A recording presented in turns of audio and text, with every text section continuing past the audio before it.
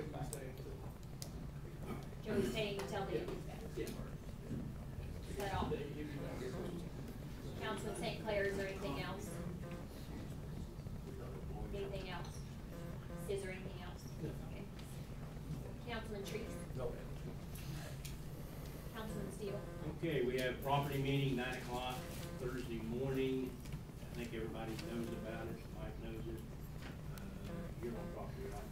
So, we're gonna talk again about, more houses we're gonna put on our list to get repaired or tear down or whatever we need to do. We've got a list. We're gonna fine tune a little bit more on which ones we want to pursue. We will also talk about a landowner who has a piece of property that thinks it's our property. The county doesn't think it's our property. That person wants some trees removed. So we will talk about that and see what we need to do to find out who does own the property. The county says nobody owns it. So that's what we're going to talk about Thursday at 9 o'clock. Everybody's welcome to come. That's it. City easement.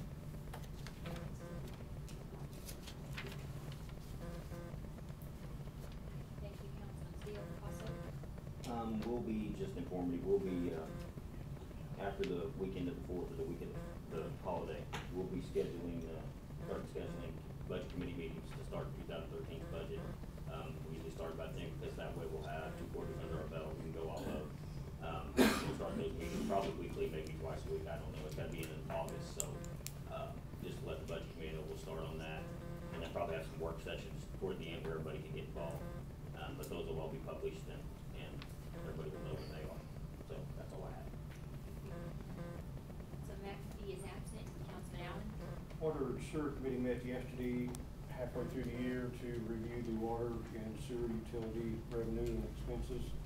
With the loss of Chef Solutions, they were one of our biggest water and sewer contributors. We wanted to keep up on the water and sewer revenue halfway through the year. Donna provided us quite a few information. We're gonna have another meeting in a couple of weeks to get through June, so we'll have more current information in July. Right now, as projected, it looks like the revenue will be flat for the year with the loss of Chef Solutions. We won't be losing any money, but we won't be making any money.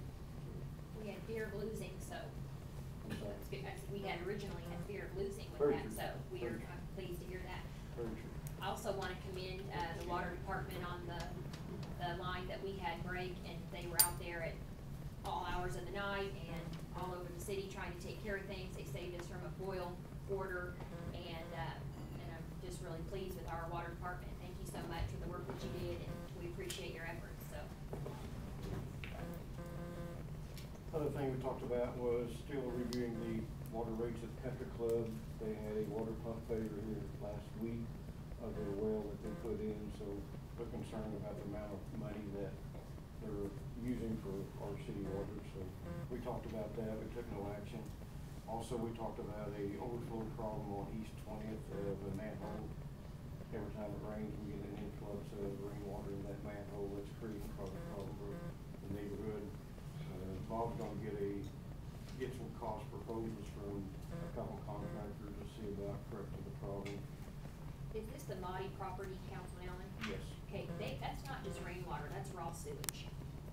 That's coming up through there, correct? You get infiltration when it rains, that's what's causing it. Right, okay, but we're addressing that then now. Right. Bob's gonna get a couple of contractors, go in and take a look and give us cost proposals. It's either that or pull them guys off for about a week to try to get it fixed of a routing problem or a routing line. The committee at the time yesterday felt it best to probably just get a contractor in, probably do it all in one day versus our guys having to pull out and in for about a week or two. Well, and then Bob had said that he's not even sure if they reroute it, it'll work for sure. And that was concern. The main problem is infiltration of runoff upstream somewhere. So, but we just don't know where that's going to end up. Okay. That's all I have. Thank you. Councilman Kaufman? We had a cable meeting the other day, last week, and in your packets, everybody got some some information. We did discuss our driver rates and all, and they're fine.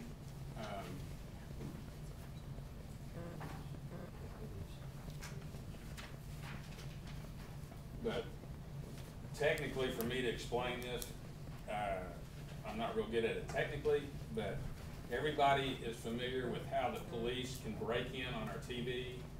I say everybody, most of us are. You get that loud deal and they say that we have a storm warning, things like this. Well, this is, the government has mandated that it's an emergency alert system. They call it EAS. And we need to have one of these, we have this ability to do this, okay? And what it is, the government can break in on our cable system to announce national emergencies, anything of this nature, whatever it might be. So it'd be sort of like our police doing what they're doing now, except it's gonna be the government doing that. So we do not have the equipment to do that. We have the equipment to do what we do right at the moment. But Jim Teeley, our technician, has studied everything available. He's gone up to Columbus and talked with the people up there. And he has come up with the system cost $6,478 to get this taken care of, plus $551 that will allow us to override the government thing to continue doing our own weather alert or broadcast that we do. Okay? So the total to get this taken care of would be $7,029. And again, this is something that is mandated by the government. We do have some time, however, I think it's in our best interest to go ahead and we do have the money in the budget to do this. So since we need to do it, I recommend that we do it. Come out of the cable. Huh? Come out of the actual cable, but. Yes. We have a question of our attorney. Mike, the FCC mandates this, the deadline to do it is June 30th. Of this month? Yes. Have you filed the request for an extension? That's the only way to do it. My I was question unaware of is, that. if they have it in stock, they can ship it. Yeah. Do you know what it would cost to get it sent like overnight or within a couple days so they can get this equipment and get it installed? What's our fine if we're not compliant by the 30th? You have to fill out a request for an extension, but I was unaware of that day. Jim told us, well, when Jim said he went up and talked to him at Columbus, and he actually said he talked to the FCC, and they said they were gonna give grace periods. I thought he mentioned like August. I didn't hear any date like that. Did you? you have to fill out a When request. he for it. checked, I can check tomorrow and. I figure mean, that Jim out. was at our meeting, so. Yeah, I didn't think that happened tonight. Then the equipment that you're purchasing in 2015, they're gonna mandate the text-to-speech technology. Is it compliant with that technology that's gonna come out? The one that we're gonna get to. Yes. In 2015, they're gonna require an upgrade for text-to-speech technology to be compliant with that as well, and not only just the cap. So basically you can text information that it'll speak. I would assume so. I can't answer that. I know that's 3 or 4 years down the road, but I would assume so, but that's not a good word to use, is it? right, I understand. I would say, I mean, I was gonna make the motion to go ahead and purchase this and get this on, that was the idea of get this installed, okay, but I was unaware of that date. We can call and bring it back at the next meeting and see.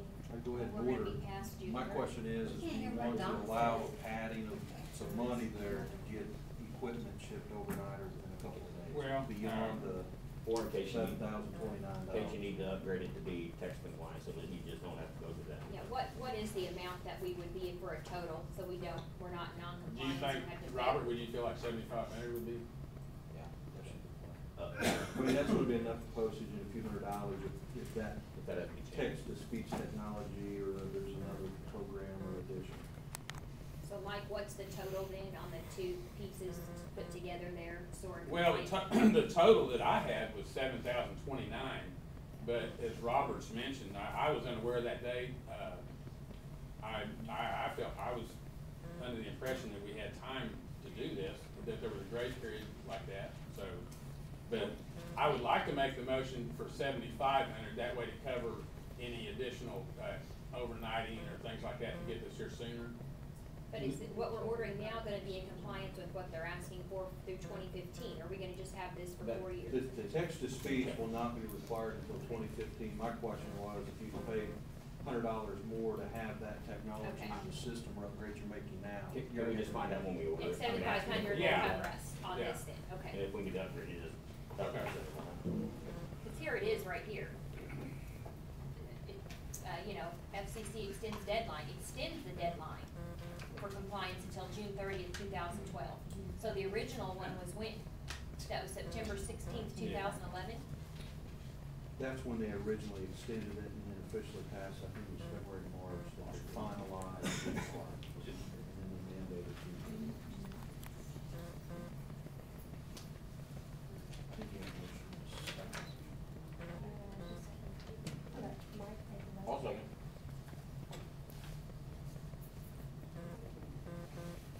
Nobody picked up on that. That's in charge of cable.